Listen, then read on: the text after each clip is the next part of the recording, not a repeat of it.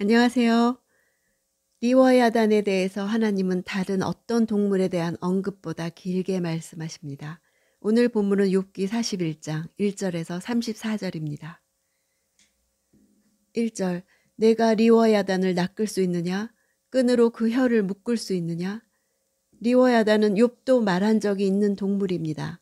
당시 근동 사람들에게 잘 알려진 길이가 길고 그 생김새가 무섭고 큰 힘을 가진 악어로 보기도 합니다. 실제 이집트 악어는 그 길이가 7, 8m에 이르렀고 고대인들에게 신적 존재로 숭배되기까지 했습니다. 히브리어에 이 악어를 나타내는 단어가 없었기에 리워야단이라는 표현을 사용했던 것으로 볼 수도 있습니다. 2절 그 코를 줄로 꿰을 수 있느냐? 그 턱을 갈고리로 꿰을 수 있느냐? 코를 줄로 꿰다는 것은 어부들이 작은 물고기 떼를 그물로 잡았을 때 코를 꿰어 일렬로 정렬시키던 것을 연상시킵니다. 턱을 갈고리로 꿰는 것은 좀 더 큰 물고기를 잡았을 경우 갈고리로 아가미를 꿰어 걸어두는 것과 관계가 있습니다.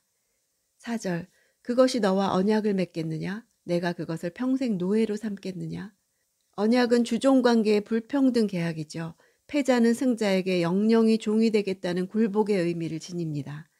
노예라는 개념은 리워야단이 마음대로 부릴 수 있는 존재가 되었음을 의미합니다. 5절 내가 새 같은 애완동물로 삼겠느냐? 내 딸들을 위해 그것을 묶어두겠느냐? 당시 근동에서는 새를 잡아서 끈으로 묶어 아이들에게 주면 그것을 가지고 놀았다고 합니다. 하나님은 그것도 소녀들이 리워야단을 그렇게 할 수 있느냐고 묻고 계십니다. 그것은 조롱이나 경멸의 대상이 아니라 공포와 두려움의 대상인 것입니다. 6절 어부들이 그것으로 잔치를 벌이겠느냐? 상인들 사이에서 그것을 나누겠느냐? 리워야단은 시장에서 거래하는 토막난 생선처럼 취급할 수 없습니다. 그 엄청난 크기로 인해 물물 거래의 대상이 될 수 없습니다. 인간이 쉽게 나누어 가질 수 있는 대상이 아닙니다. 8절 내가 그것에 손을 대보아라. 얼마나 혼이 났는지 기억하며 다시는 그렇게 하지 않을 것이다. 지금까지 많은 예를 드신 목적이 무엇인지 말씀하십니다. 그것은 욥으로 하여금 리워야단을 잡기 위해 싸워야 하겠다는 생각을 포기하도록 하는 것입니다. 궁극적으로 욥이 피조물 중 하나인 리워야단도 통제하지 못하면서 하나님과 대항해 논쟁을 하겠다는 생각을 포기해야 한다는 것입니다. 9절 보아라 그것을 굴복시키겠다는 생각은 어림도 없으니 그것을 보기만 해도 아찔하지 않느냐? 어림도 없다는 것은 거짓을 말하다, 속이다, 부족하다 이런 뜻입니다. 거대한 리워야단을 잡겠다는 생각을 한다면 그것은 거짓에 스스로 속는 것이라는 뜻입니다. 아찔하다는 단어는 압도당하다, 쓰러지다 이런 뜻입니다. 하나님이 창조하신 리워야단의 두렵고 공포스러운 외관만 보고도 압도되고 소스라친다면 절대 주권을 지니신 하나님의 임재 앞에 누가 서겠는가? 그런 기대 자체가 헛된 것이라고 분명히 지적하십니다. 12절 그 사지와 그 힘과 그 튼튼한 뼈대를 내가 말하지 않을 수 있겠느냐? 리워야단의 놀라운 몸의 구조에 대해 창조자의 억누를 수 없는 자랑을 나타냅니다. 14절 누가 감히 그 얼굴 문을 열겠느냐? 그 둘러난 이빨이 무시무시하니 말이다. 얼굴 문이란 강력한 턱을 나타냅니다. 리워야단의 날카로운 이만 보고도 전율과 공포에 빠질 수밖에 없는 나약한 인간이 세상의 그 어떤 피조물과도 비할 바 없는 위엄을 지니신 하나님 앞에서 제대로 설 수 있겠는가라는 의미를 전달합니다.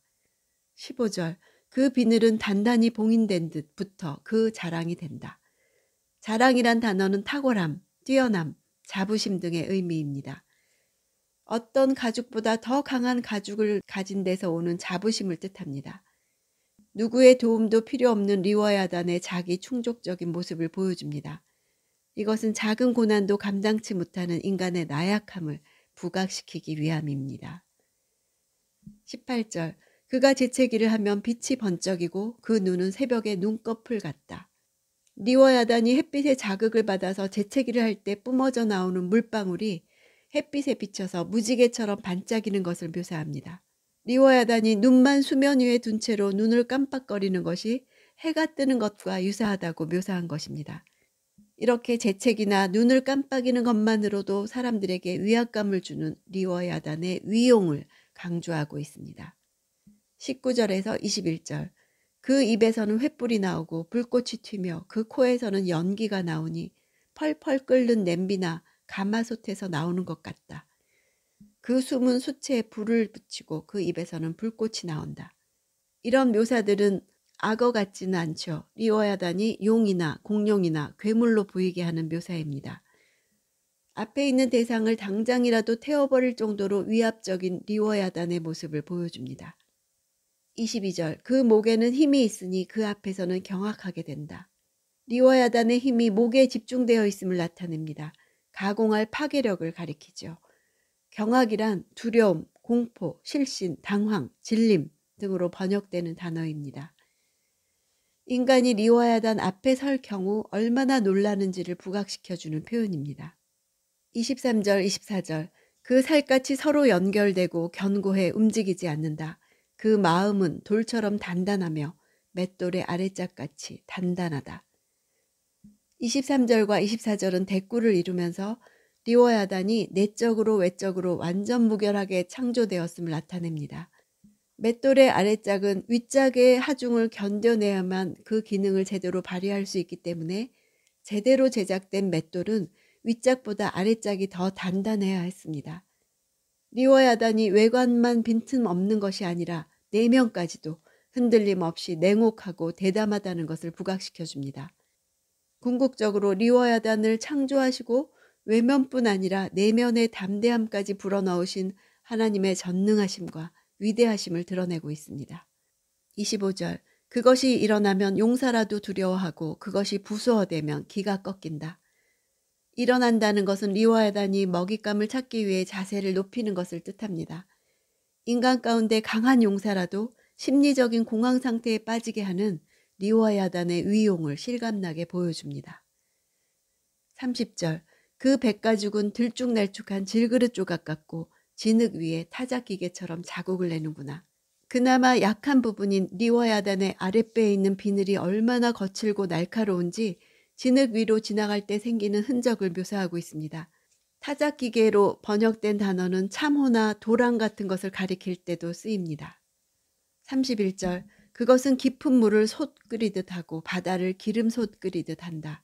물에서의 모습입니다. 솥 끓이듯 한다는 것은 리워야단이 깊은 물을 부글부글 끓는 것처럼 요동치게 휘젓고 다니는 것을 생생하게 묘사하고 있습니다. 32절 또 가고 난 자취에 빛나는 길을 남기니 사람이 보기에 깊은 물이 백발 같다고 여긴다. 시적인 표현이죠. 리워야단이 지나간 자리가 물보라나 물거품으로 하얗게 빛나는 것을 나타냅니다. 33절 땅 위에 그 같은 것이 없으니 그는 두려울 것 없이 지어졌다. 리워야단에 대한 결론입니다. 리워야단이 그렇게 위용이 있는 것은 하나님께서 그렇게 지으셨기 때문입니다. 34절 모든 교만한 것을 다 쳐다볼 수 있으니 모든 교만한 자식들을 다스리는 왕이다. 세상에는 교만한 자들이 가득하지만 리워야단이 가장 교만하고 가장 강하며 이 모든 것의 통치자가 될 만한 존재입니다. 리워야단의 강력한 힘과 인간에게 매이지 않는 특성은 여호와에게 그대로 대입됩니다. 인간이 하나님을 제어할 수 없음을 말합니다. 하나님은 인간의 기대와 법칙으로 통제되지 않으십니다. 악의 상징인 리워야단도 하나님이 보살피시듯 우리의 고통과 악과 불합리성도 하나님이 주관하십니다. 창조주 하나님이 우리의 구원자이십니다. 욥은 하나님을 자신의 개인적인 구원자로 보고 자신의 무죄함을 변호하셔야만 한다고 확신했습니다. 욥은 구원자에게 질문하는데 하나님께서는 창조주로서 답해 주십니다. 하나님은 모든 것은 내가 창조했고 인간의 지혜로는 나를 온전히 이해할 수 없다고 하십니다. 창조주의 답을 듣고 있는 동안 욥은 눈이 열립니다. 자기 고난에 대한 의문이 풀리지는 않아도 하나님에 대해 눈이 열린 것 같습니다. 창조주가 나의 구원자이시면 자연의 일부인 나도 지으신 분이 돌보신다는 믿음이 생깁니다. 그 믿음으로 살 수 있습니다. 욥기 파이팅입니다.